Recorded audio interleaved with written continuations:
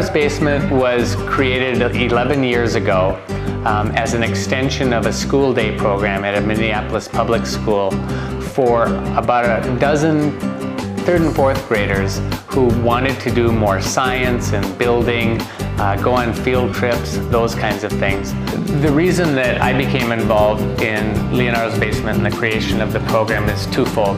First of all, we had a son who was a builder, a tinker, a tear-aparter kind of kid, so it was easy to help him realize those interests.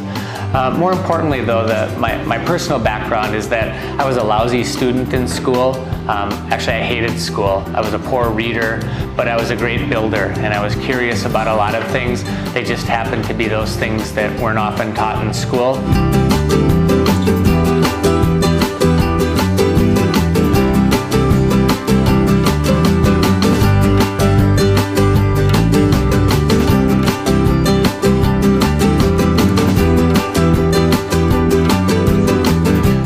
Workshop studio space jam-packed full of different kinds of building materials and then the tools to manipulate those materials.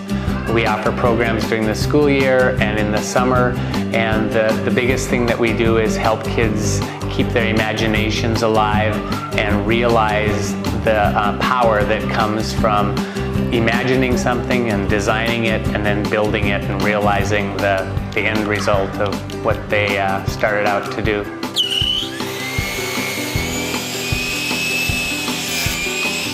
So we were looking to extend the experience we had at North End into the after-school time.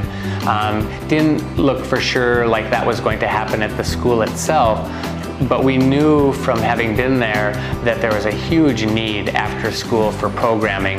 Eventually, Kathy Coram, the Deputy Director of Parks and Recreation, learned of our interest and asked us if we might be interested in Griggs Park. Took a look, did a little research, talked to some neighbors, and it seemed like a perfect opportunity for us to expand our programming from Minneapolis to St. Paul.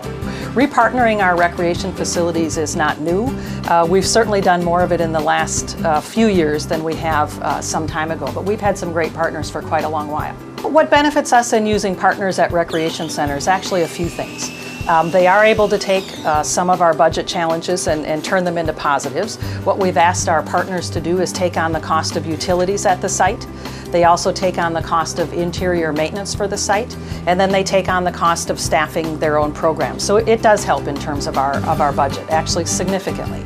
I think in the case of Leonardo's Basement and Arts Us over at Dunning, they're able to offer programs that we don't do a lot of. We certainly don't have a lot of science-based programming, although we have some, but Leonardo's at Griggs is able to offer that kind of programming all the time. Same thing with our partner at Dunning, where they're offering arts programming all the time.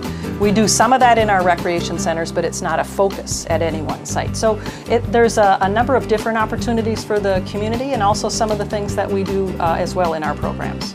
Our biggest purpose in all of this is to make the park an attractive destination for people in the neighborhood and for people outside of the neighborhood. This summer we'll see about 900 students both in Minneapolis and in St. Paul. Somewhere between 300 and 400 of those will be at Griggs Park. We know that we have extra space at Griggs to offer additional classes. Griggs will be a great site for outdoor projects. One week we'll build giant cardboard castles, and groups of kids will siege the castle and have water balloon fights and those kinds of things. The focus in this summer, at least at Griggs, will be more for slightly older students and more outdoor classes, just because that's such a unique opportunity for us. What I'd like to focus on, and what I'd like the citizens to understand, is that we want to continue to provide quality programs and services. Sometimes we need buildings to do that, but not always.